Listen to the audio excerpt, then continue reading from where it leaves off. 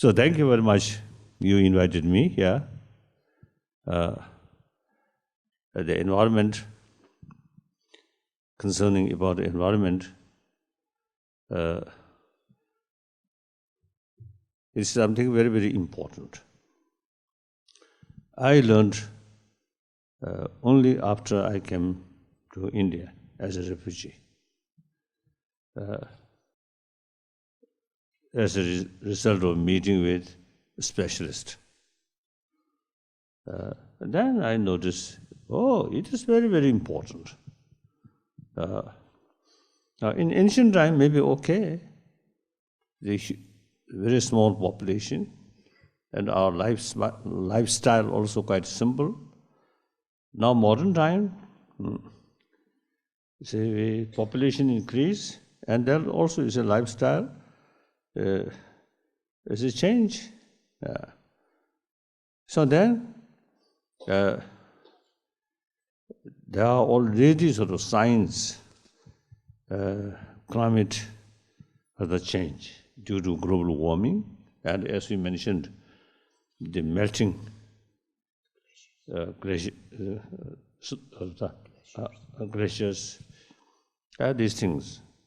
Within my own sort of lifetime, some mountain which covered snow in Tibet, within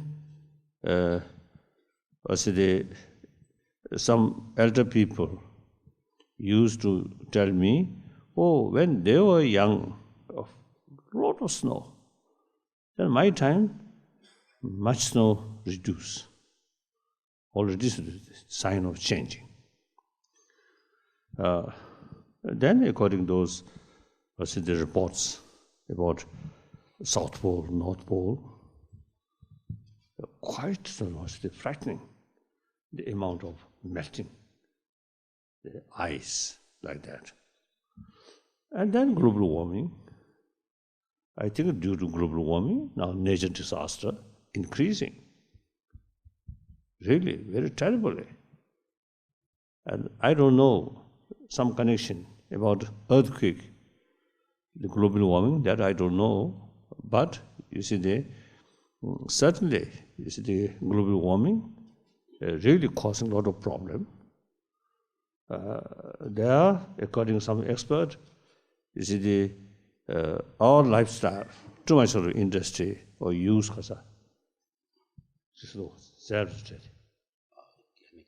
certain things, you see, which very harmful for ozone layer or these things. So therefore, I think unfortunately, like Copenhagen summit, many people very much expect, but then finally, the important people, consider the national interest is more important than global interest. So now we need, besides government level, but NGO, like yours, like yours, but that's something very, very important. Sometimes at government level, a little bit difficult. But then NGO or individual, must take the effective way to preserve these things. So this picture shows, you really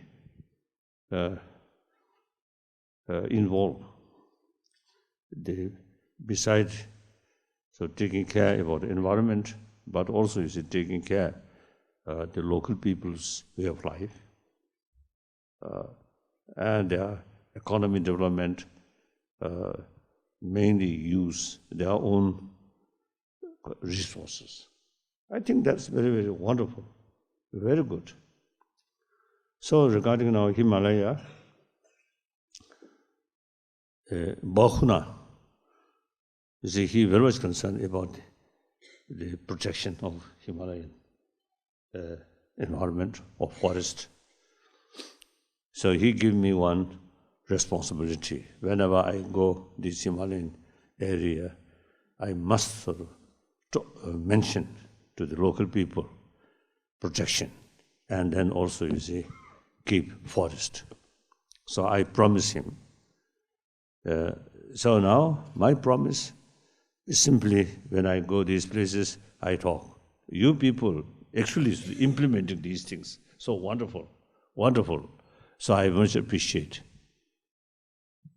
And then because of the speaker, you mentioned the Himalayas, a lot of devas and devis. So I think here in this hall, I think half human being, empty chair could be the place or chair of devas and devis.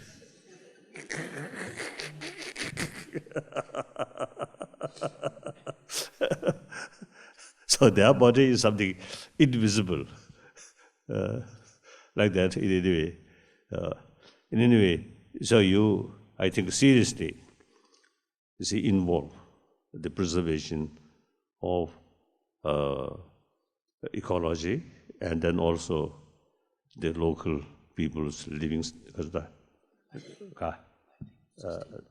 they are sort of what's the sustainable sort of economy. These are very, very practical.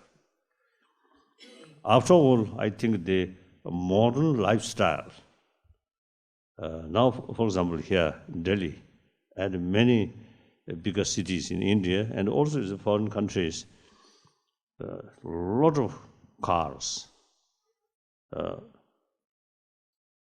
Imagine Indian population about billion. The Chinese population also over 1 billion.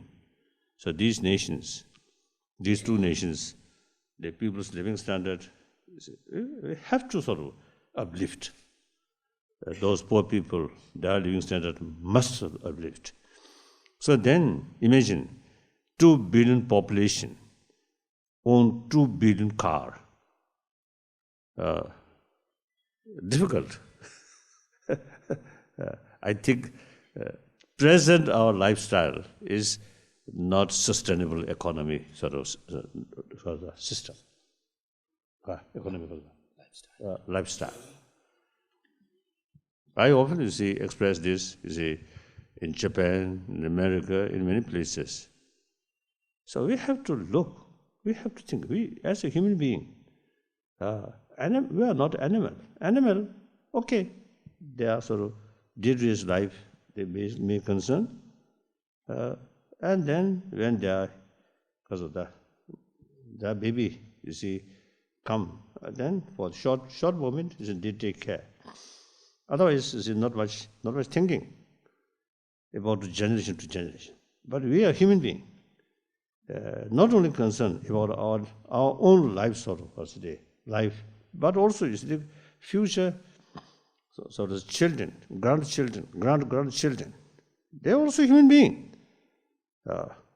So we must sort of concern. We must pay concern the preservation of nature resources and a beautiful world. It is absolutely wrong. Our generation use maximum way, do not much concern about next generation. We are human beings.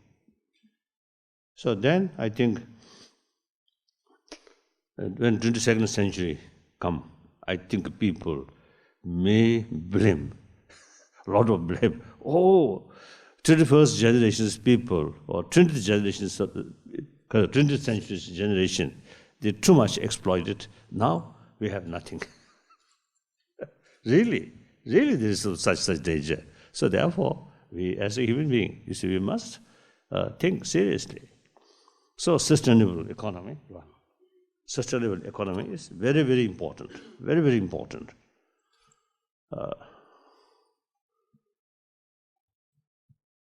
Then, meantime, the gap rich and poor. This is also very, very serious matter. I always talk this gap, not only morally wrong, but practically also source of problem. So national level, global level, there is huge gap, rich and poor. Now in this country, in India also, it's a huge sort of gap. In Delhi itself, I think there are many rich families, but in the street, many poor people. Yesterday, when I returned, I think within 1 hour, I saw two girls in separate sort of area. Kasati, the crutch. I don't know. You see, I think some problems. So you see, two stick, waiting on the street. I look their face, young, their eye very deep way. The eyes looked rather hollow. The face looks, I think, very sad person. Physically sick person, something like handicapped, right? No, they were limping and carrying and then crutches. Both cases, their face very clearly shows very low morale. These are human beings. And hundreds of cars go. Seems nobody pay attention.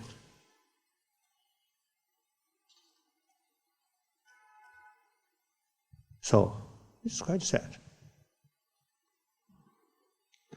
Quite sad. So we must make sort of every effort, you see, to uplift these poor people. I'm quite sure there must be some organizations, some individuals who take care of these poor people.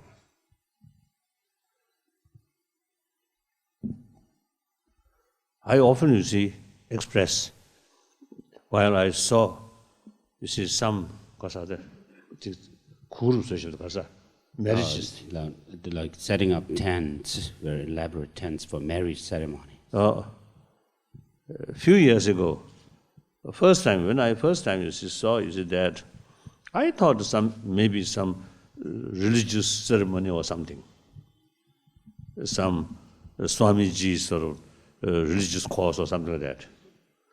And I asked my driver, what is that? And he answered me, for marriage. And then he told me that sort of elaborate sort of preparation, many people consider that's show of their wealth. Silly. I feel very silly and stupid. I often, you see, express during marriage, if long-lasting marriage happens, then marriage is very important. If sooner or later divorce, then not happy marriage.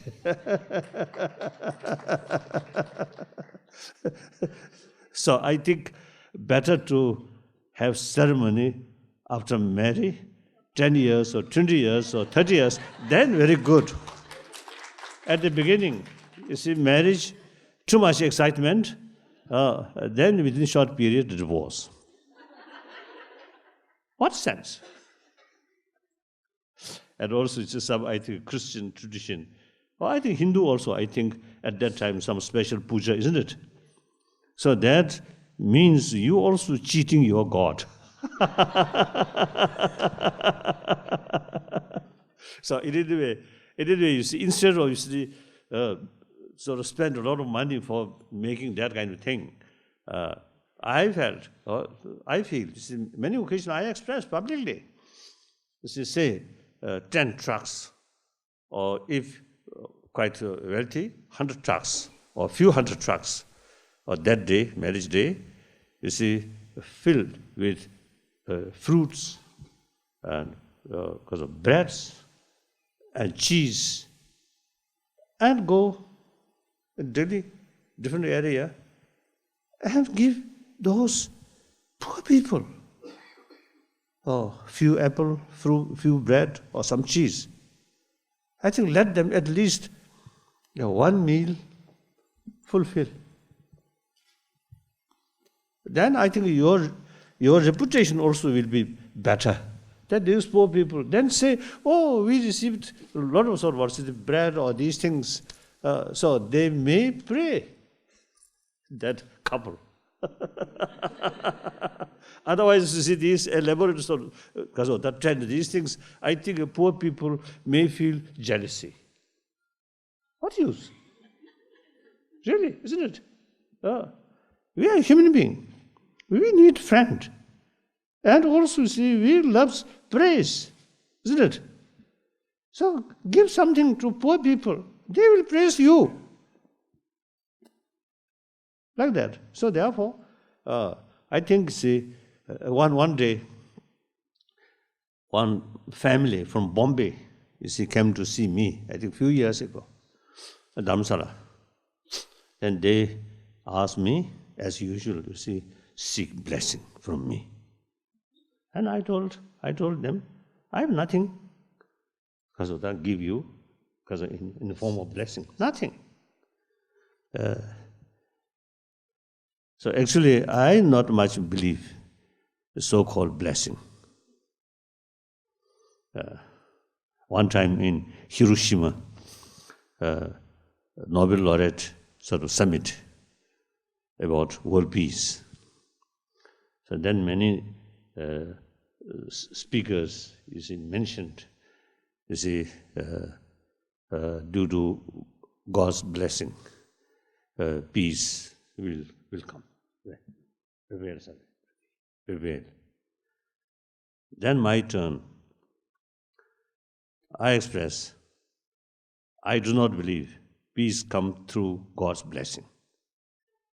Peace must develop through our action, not prayer.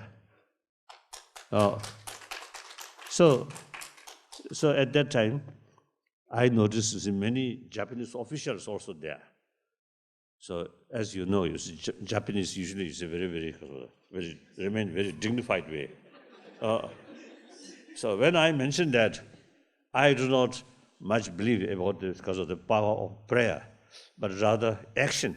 Then these gentlemen also then very much sort of so they full agreement, I think, because of that, my view like that. So therefore, the both sides, the richer side. So I told, you see, that family, you have the real sort of also the opportunity to bring blessing. Looks you are rich, so from your money, some portion of your money, used for poor people's, Bombay, many poor people there, slums there. So use money for education, for health to those poor people. That's the real sort of way get blessing. I told them. So the richer side, their responsibility is provide education, training, and equipment. The poorer section of people, not just to see complain and anger, not that way. Build self-confidence. We are same human being. They also, you see, can be rich family, rich people. So with full confidence and work hard. Many occasions in Africa, some occasion when I had the opportunity to visit Africa, you see, then global level, huge differences. Northern world, those industrialized nations, their living standard very high. Africa, many people. And then within sort of same community, one time, only one time, I had the opportunity to visit Gabon. There are some sort of ceremony. So those leaders, French-speaking, and European style clothes. After that ceremony, we went to the Shwesa's sort of own original sort of place in the jungle. So when we enter the outside the city, people naked and hunting some birds. I noticed a few children without proper sort of clothes. One, I think, swan or something. So, you see, they killed, so bleeding. Two children, two boys. You see, thou bringing that. Just, I think hardly, 1 kilometer in the whole, very elaborate sort of dress or formal sort of that way. And then just outside, I think people, their sort of way of life, I think at least a few centuries of the back way. So within the country, this kind of gap. So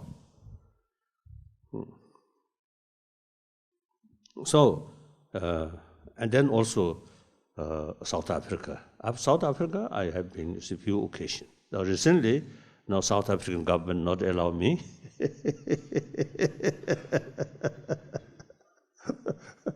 I think since some Chinese hardliner officials describe me as a demon, so I think some people may feel Dalai Lama is demon. So that logically, you see, prevent. And also to go to Moscow, Russian Federation. During Soviet Union, communist, I had the opportunity to visit there. After change, suppose democratic country, now not allow me. It doesn't matter, not much problem. So, a few occasions in South Africa. So one day, I visited, I asked the organizer, I want to see the native people's home in Swed town. And then they arranged. So I visited there. One family. Of course, not very poor. Okay. And then, while we were there, beside their family member, and then one black African used to come. He introduced me, his teacher. Then I just used to talk. Now you already have democratic constitution. You are equal. Now mentally, it take time. She have sort of confidence, equal. Then he expressed to me, we can't be equal with white people. We black people, our mind inferior. We cannot sort of compete. I felt very sad. If that kind of mentality remained there, that cannot develop. Only blame. And I argue with him. No, this is totally wrong. If you ask some brain specialist, they will tell you, same. Black people's brain, white people's brain, same. Here also a few Europeans the hair color different, but brain is same. So, and then I also mentioned, we Tibetan also, sometimes some sort of, the short-sighted Chinese, also look down, Tibetan. Sometimes some kind of discrimination, right? Discrimination. Of course, I never sort of complain, Chinese as a whole, no. We always, 1,000 years, we respect them, we admire them. So our own case, some people, consider we Tibetan are a little bit sort of backward, more foolish, like that. So when we have the opportunity, then Tibetan also can be very top. I mentioned these things, I argue with him. Then finally, he responded me with a long sigh. Sigh of relief. He responded with a sigh of relief. And then, low voice, now I convinced we are same. That moment, I really feel sort of tremendous sort of relief.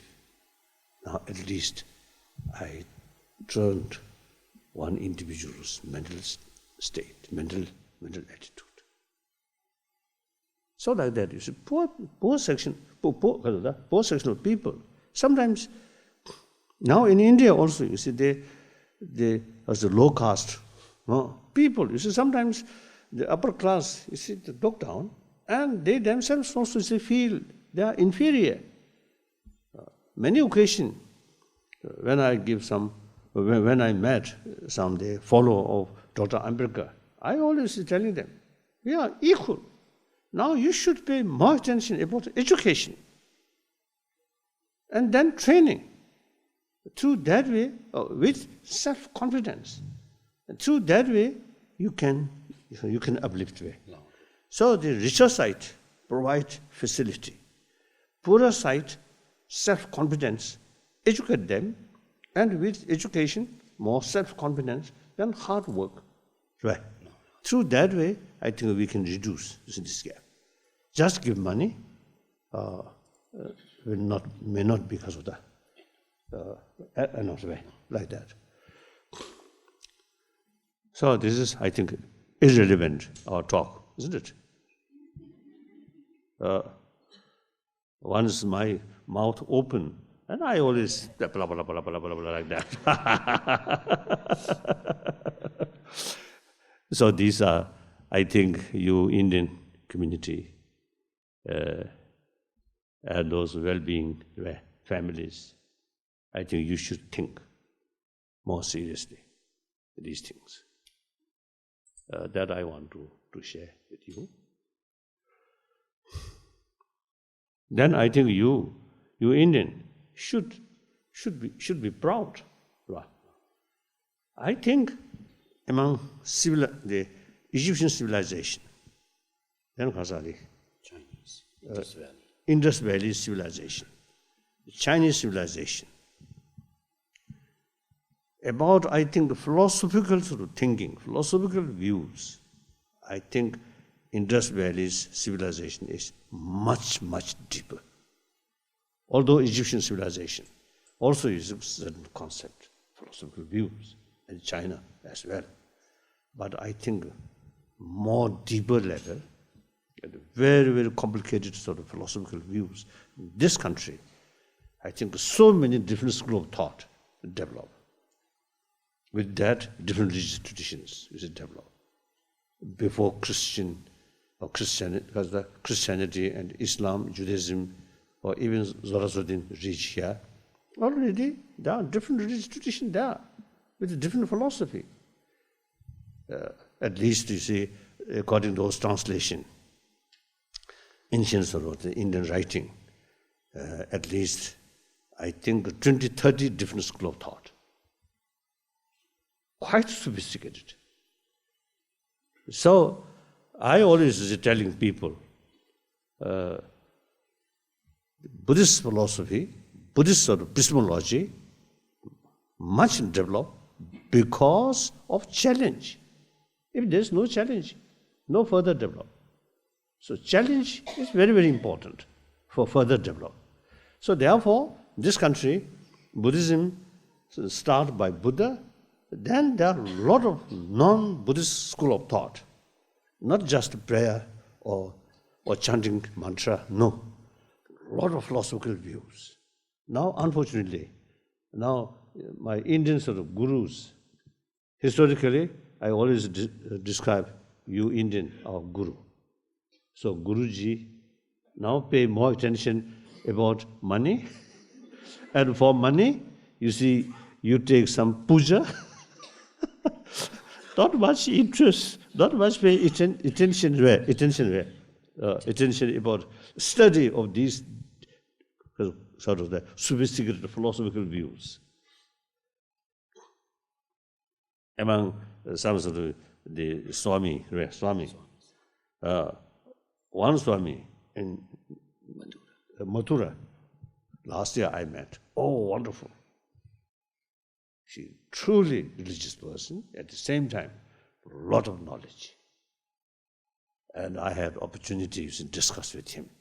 He even sort of knows or read some text of Nagarjuna. So he knows these things. That's really representing the Indian, the Indians. So like that. So therefore, the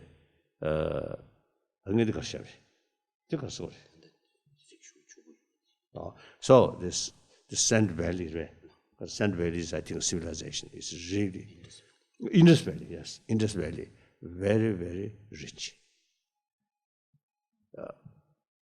You Indian should feel proud. I think Indian mind, brain, I think something very special. Within Indian, I notice South Indian brain is even better than North Indian brain. most of these sort of Indian scholars, philosophers, at least Buddhist, come from South India. So I felt, South Indian brain is something very special.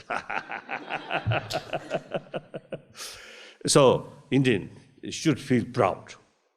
The 1,000-year-old, you have very, very rich, complicated philosophical views developed within this country. And then with that, you also develop the culture of non-violence, ahimsa, over 1,000 years. With that, religious harmony. I think those European, I think you will notice, in India, you can see one Christian family, a Hindu family, a Muslim family, Jain family, or sometimes Buddhist family. Not much problem. Actually, I think 2 years ago, on my short sort of visit Jodhpur, I met one Romanian. He carried some research work about religious harmony in this country, he told me. So then he visited one Muslim village. So village means at least a few thousand population must be there. So in that Muslim village, you see, he found only 3 Hindu families, but no fear, completely safe, completely secure, and very friendly, those Muslim villagers community. So that's really India. And occasionally some problems, that sometimes economic reasons, sometimes I think the political reasons, sometimes it happens. But overall, I think over 1 billion Indians, Muslim there, Hindu there, Jains there, in Kasani, Christians, and then especially, you see, I mean, you look in Bombay, the Parsi community, very small. And many years ago, they say their population around 100,000. Last year, when I discuss something, I talk, they say less than 100,000. Millions of Hindus or Christians or Muslims, very few community. Remember, very safe, over 1,000 years. They come from ancient Iran, then they found this place, very safe place, then they settled. So from their small community, they really, I think, because from that small community, I think, Manikshaw, Parsi. And economically, Tata, isn't it? Also Parsi, isn't it? So from small community, you see, they are significant sort of contributor, economy or military or otherwise. So that's India. So you should feel proud. So with that sort of confidence and work hard. Sometimes I sort of jokingly see teasing my Indian friend, complacent.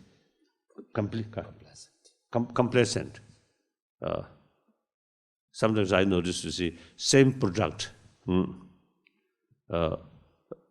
made in Japan, made in India, same product, but the shining of these things, Japanese product more. Better quality. I don't know, quality or I don't know. You see, they really they made something very top. So some Indian product, it work, but not very sort of smart. So complacency, right? No. Complacency, that actually, I think before this Commonwealth game take place, one time in Dharamsala, they were also meeting some media or some in Indian community. I use the word, sometimes it seems Indian brothers and sisters a little bit lazy. So one reporter, you see, later complained me, oh, that word, a little bit sort of hurt to some people. Then after the Commonwealth, you see, was a game. A lot of sort of lot of report, too much sort of corruption and not sort of properly sort of build these things. So then, to that reporter, I argue. Now look, that is the indication of laziness. Then he remains silent. So in any way, extremely I'm happy. Come to here. Then a few questions. Perhaps a few questions.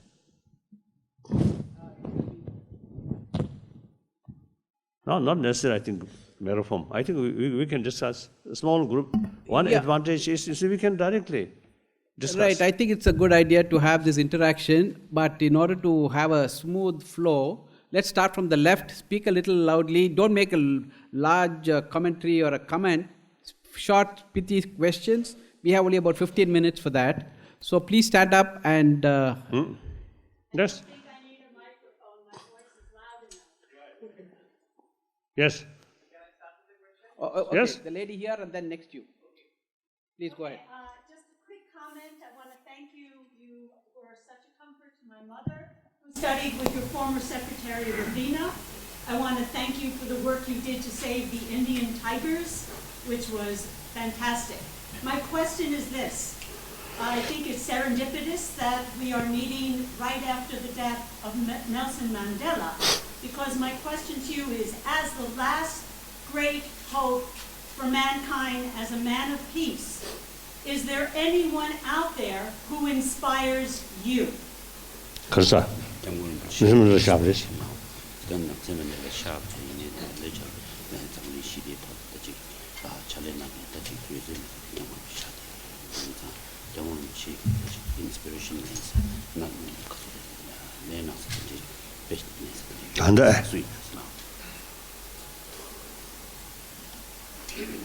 Actually, I look human level, then basically all same. My real hope on humanity. From birth, we grown up with mother's affection, mother's milk. And we are social animal. So biologically, we equipped sense of concern of others' well-being. So now the problem is, eventually we grown up, the environment, not much talking about the value of this human affection, human compassion. We only talk about money, power, like that. Mainly money. So power also used for money, isn't it? So therefore, you see the corruption. All these things happen. So therefore, I believe we human beings properly educate. I think majority of the people can be more compassionate person. So I often is telling, this century, we should create century of peace, century of non-violence. That ultimately related with compassion, sense of concern of others' well-being. So this century should be century of compassion. That's my fundamental belief. That's why wherever I open my mouth, I always talk about the inner values. Because I have full hope. If we get more awareness about this inner value, we all have the same potential. If you pay more attention about these things. So the best way to fulfill your own good health, your own successful life, successful family, ultimately not depend on money or power, but depend on heartedness. So therefore, so I think there are many, no one single person. There's no particular personality. Among many scientists, many thinkers, you see, really, I admire. You see, they really talks about humanity. Not talk my nation, their nation, like that.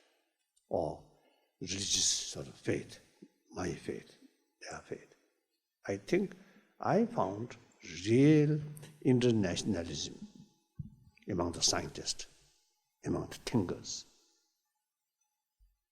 So sometimes I have, so therefore, basically I believe we human beings are essentially, you see, we all are very gentle and compassionate.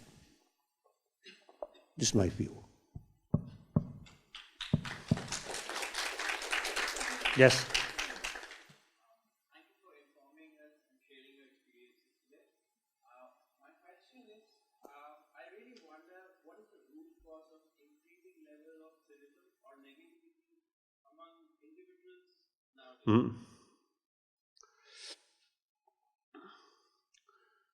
I think a deeper level, then is a different philosophical because of due to different philosophical views and the different explanation. But generally, I think if you are scientist, health scientist, many of them say too much self-centered attitude creates too much attachment, too much anger, jealousy, suspicion. This brings fear, anger, violence. So more compassionate attitude, less fear. You can lead your life more open, more transparent. That brings trust from others. More trusted sort of friends there, you feel much happier. You may be very, very rich, too much of self-centered attitude, then, see, automatically, in deep insight, those too much self-centered attitudes of minded person, in deep insight, some kind of feeling of distance from other. You only think of yourself. As a result, suspicion, distrust. When such person, too much self-centered attitude, then distrust to other. Then look this side. Oh, I cannot trust. Look this. Oh, I cannot trust. Finally, more anxiety, more fear, loneliness. Clear? I often is telling people, my own case, when I meet you, if I stress, I'm Dalai Lama, I'm something very special person, that very sort of mental attitude creates distance from you. Result, loneliness. If I consider myself as one of you, same human being, same brothers, sisters, then no barrier. The feeling of distance immediately is gone. So then, you see, this sense of community immediately comes. If too much sort of stress, sort of self-interest or selfish or self-centered attitude, then actually you will suffer like that. Clear? So that I think some scientists also now more compassionate mind, peace of mind usually you see happen. That very good for our health. Some scientists last few years, mainly in America, now they carry some program as for experiment. 2 3 weeks, some kind of training or with sort of education about the benefit of compassion. Then half an hour, some kind of training of mind. Before that program start, they test blood pressure, the amount of stress. After 2 3 weeks training, again check, blood pressure reduce, stress reduce. As a result, the person become much happier. Then their sort of interaction with other people become much more positive. We are not talking about next life or heaven. We're simply talking how to build healthy society, healthy individual. Clear? So that's my view. Okay. Question this side before we come to the middle. Your Holiness, we always hear a quote, there's enough to fulfill the needs of people around us, everybody. But at the same time, there's not enough to fulfill the greeds of people around. Why I'm making this quote is yesterday I met a couple of people at a very high engineering college, some professors as well. What I see is a lot of greed in people in terms of making money.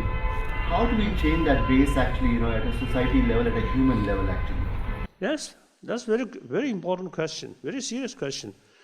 As I mentioned earlier, you see, basically we are compassionate type. But when we grown up, environment, just a materialistic sort of culture.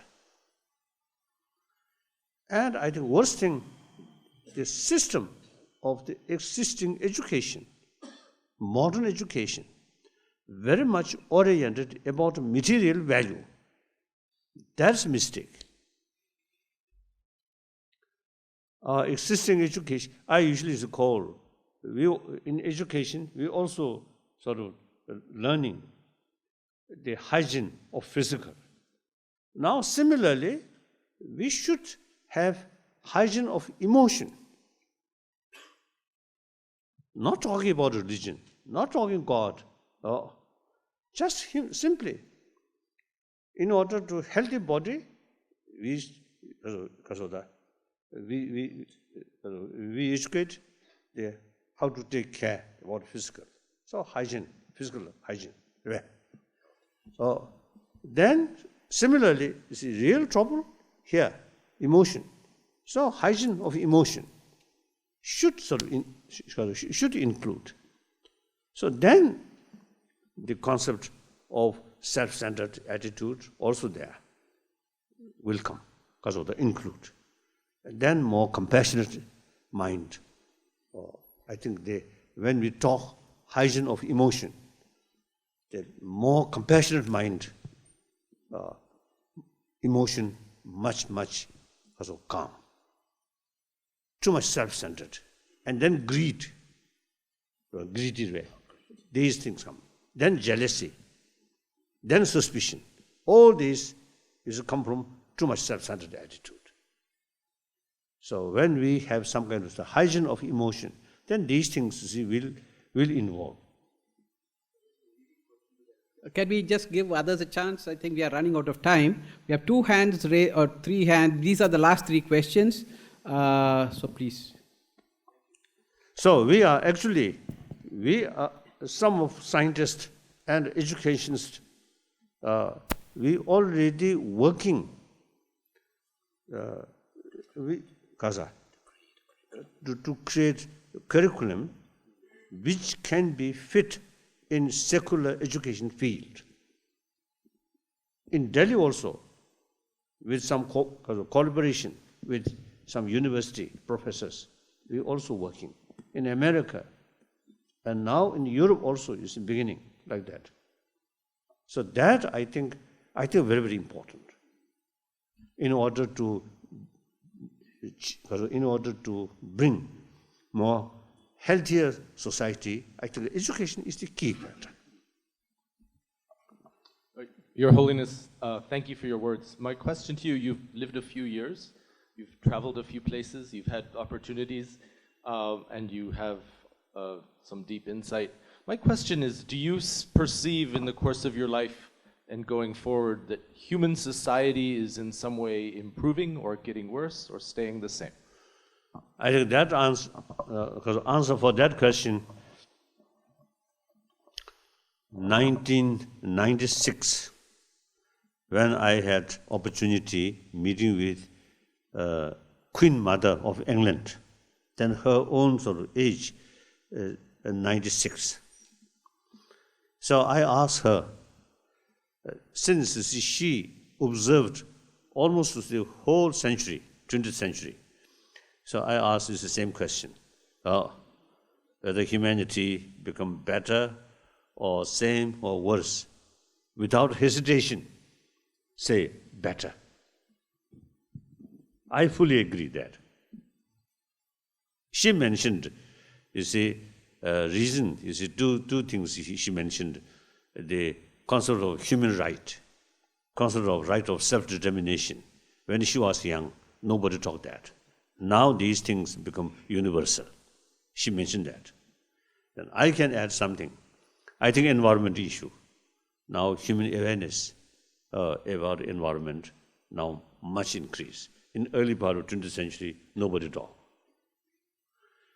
Then I think the later part of 20th century, I think most of humanity, I think now really fed up about violence.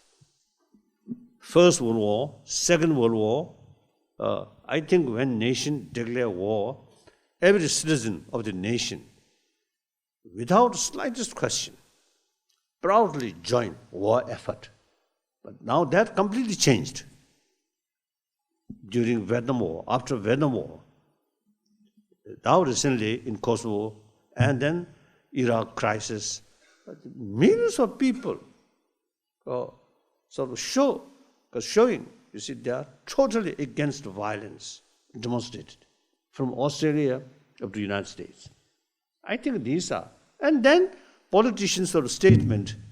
Now the word compassion also find one chair. In the past, just empty chair. Isn't it? Isn't it? So therefore, I think generally, I think a human being, I feel becoming more mature. Then also, I think in many different countries, you see people now, including because of the manager of big company, they also now showing interest about spirituality. Like that. So these are the sign of we are mature, becoming more matured, and so that our view more, not only material value, but thinking more holistic. That's my view. So there is real possibility, if you make more attempt, more effort through education and also publication, the media people. I think there is possibility to build a better world, happier world. Okay. Last will be the last means, question, so you're second last. That means everybody have the responsibility and also opportunity, make little contribution. Change must come from individual. So one individual can build happier family. Then 10 families, 100 families, 1,000 families, that is community. Through that way, we can change, we can build healthy, peaceful community. Yes? Last. Go ahead. His Holiness, my question is a bit more, selfish to me, what I have felt in my 22 years of my life. It's like if we want to do anything for humanity, we have to have the attachment power to the humans. Okay, if we once feel attached to the society, the humanity, we will do everything for their betterment. But the problem is, the problem comes when we get so much attached that the attachment makes us so weak. I felt this in my mind. How to develop that detachment power from something, You have that attachment power, you do something, and then how to get detached after doing that good thing. I think firstly, we must make distinction. Of course, my understanding, these English words, very limited, maybe wrong, but I usually consider attachment is some kind of emotion. Desire, there are two kinds of desire. Desire with valid reasons. For example, desire to help other people, to build happier world. That kind of desire is very positive. More research work, more thinking, more analyze, that desire can develop, can further sort of grow. Attachment, spontaneously, some kind of attach. But then further think, sometimes attach, become weak. Not sort of solitary reasons, but spontaneously you feel that. Clear. So the emotion is, biased nature. So with full emotion, you can't see the object objectively. With full emotion, judgment is often become wrong. Even country's leader, too much emotion. Again, too much sort of emphasis, my nation, their nation, we and they, too much. Then often, even policy become unrealistic policy. So therefore, the desire with reasons, thorough research, that desire is very good, without desire. Now, for example, I usually get up 3 in morning, then some sort of prayer, then my breakfast 5:30, without desire. Then eventually I will die. Desire for fulfill our stomach. Desire is good. Without desire, we can't survive. But then attachment is something different. So within desire, desire with realistic desire and unrealistic desire. So here, I think, as I mentioned earlier, you see, we really need some kind of education about different emotions. That we are lacking. Now here, Indian psychology is very, very rich. Logically, the Indian sort of spiritual tradition, the practice of shamatha, practice of vipassana. So the tradition where practice of shamatha and practice of vipassana, there are automatically explanation about mind automatically come. Just to pray to God, not much necessary. You see, these detailed sort of information about mind. Just a single-pointed faith towards God. It's good. And love. Like that. So therefore, so without desire, we can't survive. No development. Desire is good. But desire, as you mentioned, extreme. One time in Argentina, we have some discussion. This is some religious leader and some scientist. The one scientist, one Chilean scientist, a great scientist, physicist, he mentioned at the meeting, obviously the physicist, his scientific field is physics, quantum physics. Then he mentioned he loves his own scientific field, but he should not develop attachment towards the field. At that moment, I also learned, I am Buddhist. I love Buddhism, but I should not develop attachment.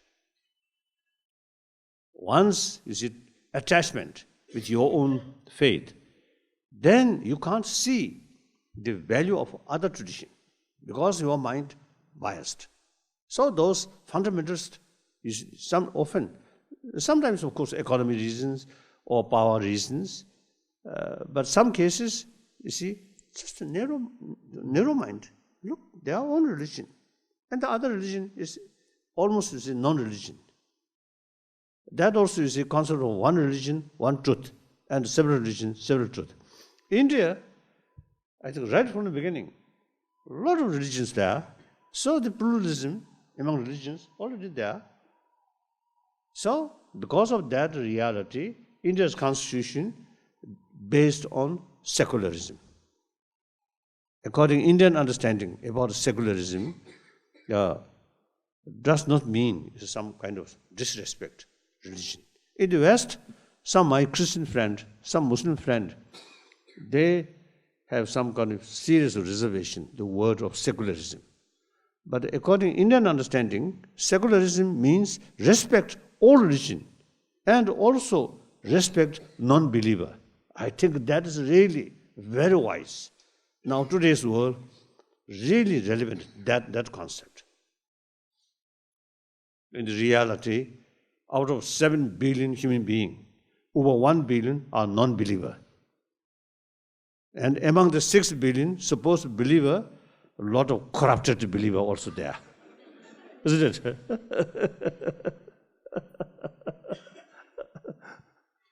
You come from America or which country? America. I think you may noticed recently one German bishop. Of course, as a bishop, you see, teach people contentment. But his own lifestyle, too much luxuries. So finally, you see, His Holiness Pope found that's that's Kasuda. That's not right. So he dismissed that bishop. Very good. So corrupted. Among Buddhists also you see some corrupted sort of Buddhist teacher. Among Tibetan also some corrupted sort of lamas there. So these clearly shows lack of firm conviction about moral ethics. Religion, or the other day I was in Mexico. So one Pontificate University. So invited me.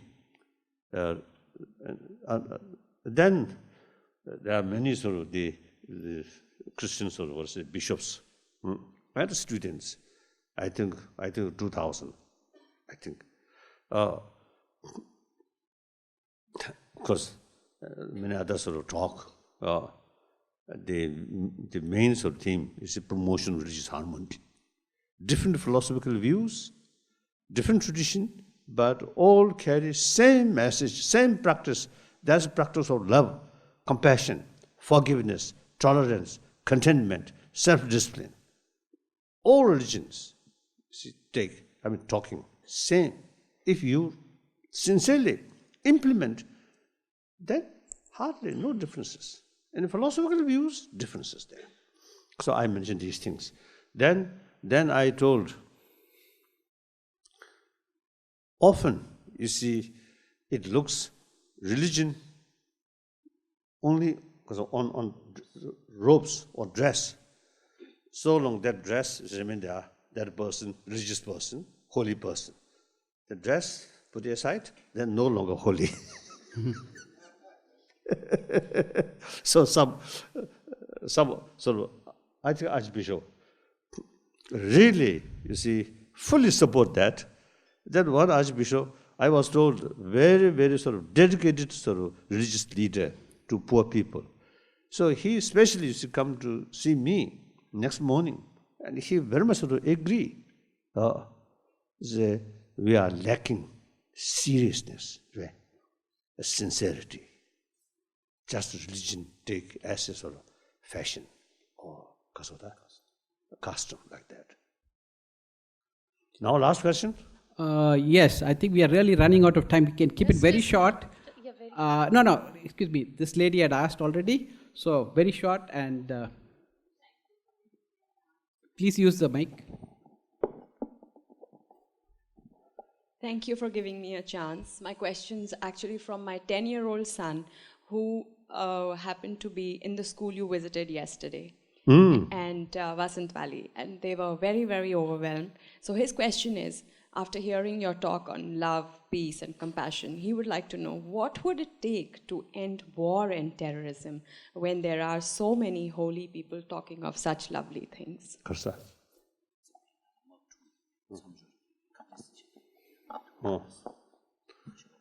I think religious people, some of the religious people themselves, you see, talking peace, but behind, go to kill. Hypocrisy, lack of conviction about truth, about the teaching. So, I'm Dalai Lama, with the name of Dalai Lama. I can easily manipulate some of my faithful sort of follower. Recently I was told by one Tibetan, see, now in China, I know one Tibetan monk, very good scholar, good practitioner. He usually gives some teaching. One day, one Chinese attend that teaching, then told another Chinese friend, my teacher, this is another teacher, my teacher is something different. This teacher, you see, give me a lot of work, study, and thinking. My teacher never sort of give that kind of sort of difficult work. My teacher teach us. The teacher will bring you to Buddhahood. You no need any effort. only give me money. How can a Buddhist, Buddha himself, is made very clear. He, not creator, but individual as a creator. So he mentioned individual's master. Everything depends on one's own shoulder. So that means must practice. As I mentioned earlier, not relying on prayer or blessing of God or Buddha. No. So that monk mentioned like that. So therefore, many corrupted sort of people. And another sort of person, one Chinese, once he told me in Chengdu, you know, one big city quite near the border. He told me, now in Chengdu, a lot of false lama. A lot of false lama there. False teacher. Mention like that. Actually, these are businessmen. Suppose this is the name of teaching, and actually want money. Corrupted. Thank you.